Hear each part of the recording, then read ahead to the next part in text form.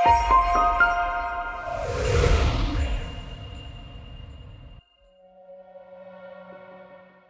baca di Roma 1 ayat 16, dikatakan bahwa Injil Kristus adalah kuasa God yang menyelamatkan. Sementara di Mazmur 51 ayat 10 dikatakan bahwa hati yang bersih adalah hati yang diciptakan kembali. Bahasa yang digunakan di Mazmur adalah bahasa penciptaan. Sementara ayat ini berbicara tentang orang yang diselamatkan. Artinya, kuasa yang menciptakan adalah kuasa yang menyelamatkan. Kejadian 1 ayat 1 mengatakan, pada awalnya God menciptakan langit dan bumi. Dalam kalimat singkat ini, kita bisa merangkum seluruh kebenaran Injil.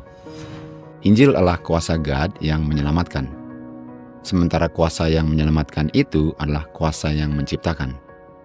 Itu sebabnya mengapa kita bisa melihat Injil Kristus di ayat ini.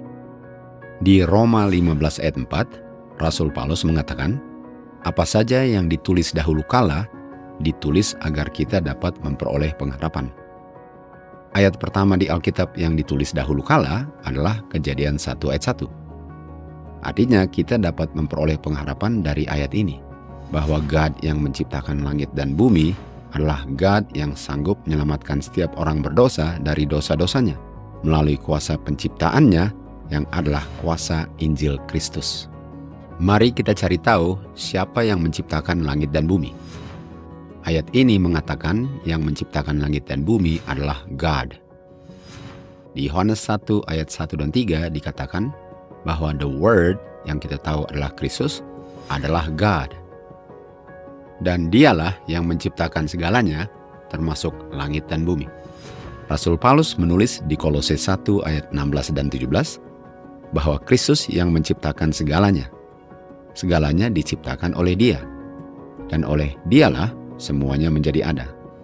Artinya, yang menciptakan langit dan bumi di Kejadian 1 ayat 1 adalah Kristus. Karena kuasa penciptaan adalah kuasa yang menyelamatkan, itulah sebabnya mengapa Rasul Paulus mengatakan bahwa kuasa yang menyelamatkan adalah the gospel of Christ, yaitu Injil Kristus. Di 1 Korintus 8 ayat 6 dikatakan bahwa hanya ada satu God, yaitu Bapa, dan hanya ada satu Jesus Christ. Sementara di Yohanes 1 ayat 1, kita baca bahwa the Word yang adalah Kristus adalah God. The Word yang adalah God bersama-sama dengan God. Artinya Kristus yang adalah the Word in the beginning, pada awalnya bersama-sama dengan satu-satunya God, yaitu Bapa. Pertanyaannya, kalau hanya ada satu God, yaitu Bapa, mengapa Kristus adalah God, seakan-akan ada dua God? Sementara Rasul Paulus mengajarkan bahwa hanya ada satu God. Rasul Paulus menulis bahwa Kristus di Filipi 2 ayat 6 berada dalam formnya God. Artinya Kristus adalah God formnya. Apa arti kata form? Form artinya nature. Bahasa Grekanya adalah morphe. Jadi kita baca, Kristus berada di dalam nature-nya God, atau Kristus adalah God nature-nya. Artinya nature adalah kualitas atau karakteristik penting dari sesuatu, dalam hal ini oknum, yang mana oknum itu dikenal atau dimengerti. Artinya saya bisa mengetahui oknum itu dari dia punya nature. Contohnya adalah Adam dan Hawa, pria dan wanita. Namun nature-nya adalah Adam, yang artinya adalah manusia. Adam, suaminya Hawa, adalah Adam personality-nya atau kepribadiannya, dan juga Adam nature-nya. Hawa, yang adalah istrinya Adam, adalah Hawa personality-nya. Hawa juga adalah Adam nature-nya, karena Hawa adalah manusia sebagaimana juga Adam. Jadi kalau kita bicara tentang siapa, yang pria adalah Adam, dan yang wanita adalah Hawa. Tapi kalau kita bicara tentang apa, yang pria adalah Adam, dan yang wanita adalah Adam juga. Demikian juga dengan Kristus. Dia adalah God nature-nya, karena dia adalah anaknya God.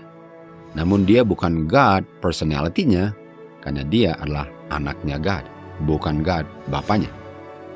Jadi kalau kita tanyakan siapa Kristus, jawabannya adalah anaknya God. Tapi kalau kita tanyakan, apa Kristus? Jawabannya adalah God.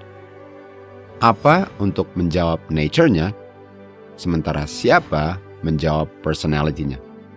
Hawa adalah 100% manusia, sebagaimana Adam adalah 100% manusia, karena Hawa diambil keluar dari Adam. Demikian juga Kristus, dia keluar atau dibigatan dari God, sehingga dia 100% God nature-nya. Namun dia bukan God personality-nya, sebagaimana Hawa bukan Adam personality-nya. Roh Nubuat mengatakan, Kristus yang adalah satu-satunya anak yang dibikatan God adalah sesungguhnya God nature-nya, sebagaimana God adalah 100% God nature-nya juga. Namun Kristus bukan God personality-nya, karena hanya ada satu God in personality, yaitu Bapa. Demikian juga hanya ada satu Adam in personality, yaitu suaminya Hawa. Bapa dan anak masing-masing memiliki personality atau kepribadian. Artinya Bapa bukan anak sebagaimana Adam bukan Hawa. Namun Adam satu dengan Hawa nature-nya. Demikian juga anak satu nature-nya dengan bapanya. Karena Kristus adalah sesungguhnya anak bapanya, anaknya satu-satunya God. Kita kembali ke Filipi. Kristus yang nature-nya God mengambil the form atau mengambil nature manusia.